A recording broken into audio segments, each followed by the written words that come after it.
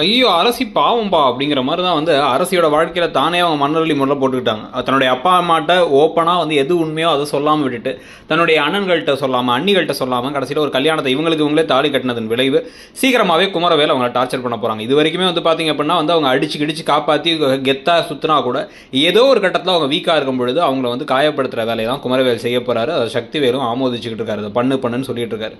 அது இந்த குடும்பத்துக்கு தெரிஞ்சு பெரிய ஷாக் ஆகும் பொழுதாச்சு ராஜியும் மீனாவும் இந்த கல்யாணத்துக்கு பின்னணியில் என்ன இருந்துச்சு, தாலியை தனக்குத்தானே கட்டிக்கிட்டாங்க, வீட்டில் சொன்ன பிரச்சனையாகவும் நினச்சாங்கிறத மீனாவோ ராஜியோ சொல்லுவாங்களா வீட்டிலங்கிறது ஒரு பக்கம்.